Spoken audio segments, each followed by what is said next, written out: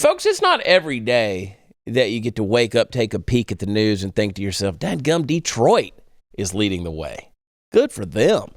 Their school board has come out and stated that they will not be opening for the first 3 days this week, and they're not even going to be holding online classes. First of all, they apparently don't have the necessary ability to put all of that together on short notice and, how to run a school district and all that stuff.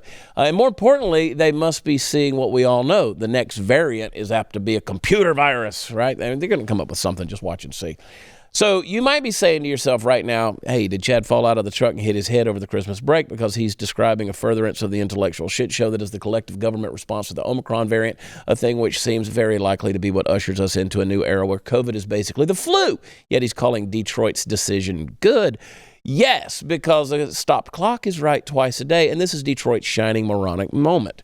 Yes, COVID cases are on the rise because Omicron is coming for all of us. It's going to get you too. And if you think that the sniffles and the sore throat are the end of the world, I'm not sure where you've been for, forever. But here's the beauty.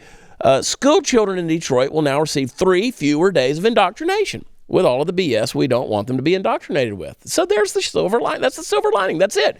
It's a small step, but it's a step in the right direction. And if you're living in Detroit and you're having to deal with the fact that your kid just got 3 more days at home, first of all, you have my sympathy, not because you can't go to work, but because I'm sure, like most people, you were, you're right there at the end of your rope towards the end of the Christmas break, and now guess what? The rope got a little bit longer. I know that right now that length of rope and the one in the rafters of the attic are looking mighty tempting, but don't do it. Don't hang yourself, okay? It's just kids. And you had them, you get to keep them. But it's a good thing. Make the most of it.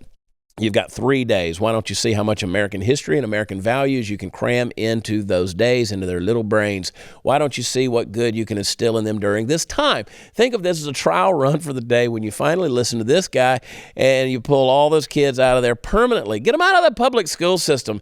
Check your local private schools. See about some co-ops, even homeschooling. See what they're like. Don't think you can afford that? Well, maybe look into it. See if there aren't payment options available that you hadn't thought of before. I said it before the break. I'm nowhere near done saying it, and we've got to get our kids out of these public schools. Set aside for the moment that they've become these Marxist education camps. Set aside that they're encouraging a lifelong world philosophy of stupidly subverting the dominant paradigm in favor of literally anything that feels good or fun in the moment to believe. Set all of that aside and just realize that the people who are in charge of all of this, from the highest levels down to whatever percentage of the actual teachers themselves fall into line on these things, are a bunch of knuckle-dragging idiots. They've turned the education and edification of our kids into a dice game, and if that doesn't make you mad enough to mad enough to spit, then you're not paying attention. So thank you, Detroit. Your education system is on par with your public works department, but at least there's a silver lining. Get your kids out of public schools.